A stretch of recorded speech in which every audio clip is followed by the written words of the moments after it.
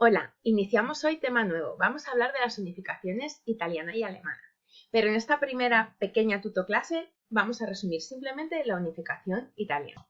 De entre las causas más importantes encontramos las siguientes. Por un lado, las ideas nacionalistas.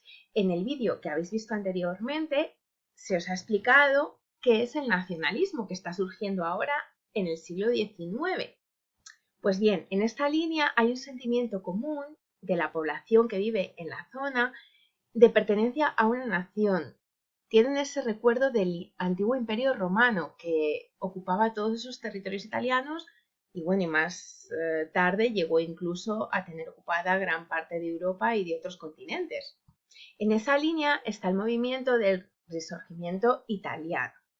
Además, recordad que esto contrastaba con la división de la península italiana en varios estados tras el Congreso de Viena. El Congreso de Viena había dispuesto un nuevo mapa europeo cuyo mayor objetivo o cuyo objetivo fundamental era limitar posibles acciones de nuevas figuras como Napoleón.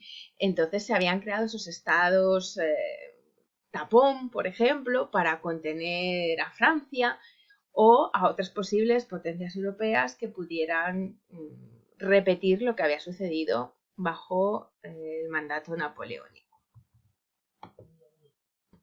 Aquí podéis ver que lo que hoy conocemos como el territorio de Italia, en este momento estaba dividido en esos 7 estados. Tenemos, por ejemplo, el reino de Piamonte-Cerdeña, que estaba bajo la dinastía de Saboya. Por otro lado, el reino lombardo-véneto, que estaba en ese momento sometido a Austria. Los ducados de Parma, Módena y Toscana estaban gobernados por príncipes austriacos y el reino de las dos Sicilias estaría regido por los Borbones, la dinastía que tenemos hoy día todavía en España, y los estados pontificios que estarían bajo la autoridad del Papa. O sea que fijaros, 7 estados, 7 distintos gobiernos dentro del territorio que hoy día conocemos como Italia. ¿Qué ideólogos tendrá esta unificación? Bueno, pues tenemos por un lado a Víctor Manuel II, rey de Piamonte, Cerdeña. Este es un monarca de la Casa de Saboya. Bueno, pues tiene esa idea de una Italia unificada, gobernada por una misma persona que una a toda esa nación, a todas esas personas que tienen ese sentimiento de pertenencia a algo común, a algo superior, que sienten esa herencia del Imperio Romano, que hablan una lengua, la italiana, que tienen unas culturas comunes. Bueno, pues él es uno de los principales ideólogos o de los principales impulsores de esta unificación. Por otro lado, tenemos a su ministro, el conde de Cabot. Y a su vez, estos dos se van a apoyar en el papel que va a realizar el revolucionario Giuseppe Garibaldi y su ejército, las camisas rojas. Este proceso de unificación se desarrolla en varias etapas. Aquí tenéis las fundamentales. Por un lado estaría la anexión de Lombardía, que como veis se produce en el 1859. Después destaca la incorporación de los estados del centro de Italia, de los estados pontificios y del reino de las dos Sicilias. Aquí es en esta última donde destaca la revolución, el papel llevado a cabo por Garibaldi y sus camisas rojas.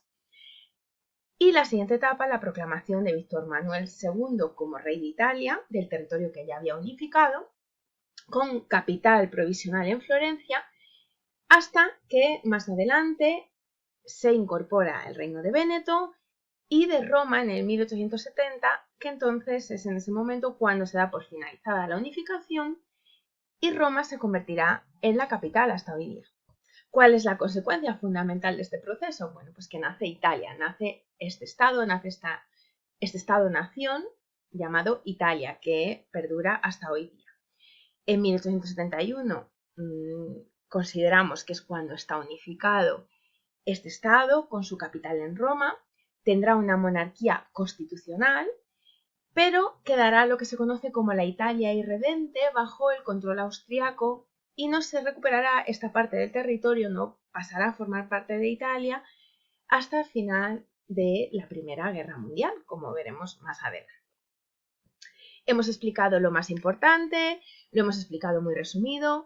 pero para lo que tenemos que ver nosotros en nuestro nivel es más que suficiente. Con que estas ideas nos queden claras, suficiente. Así que nada, ya sabéis, podéis escribirme con las dudas que os surjan y nos vemos en la siguiente tutoclase. Venga, mucho ánimo.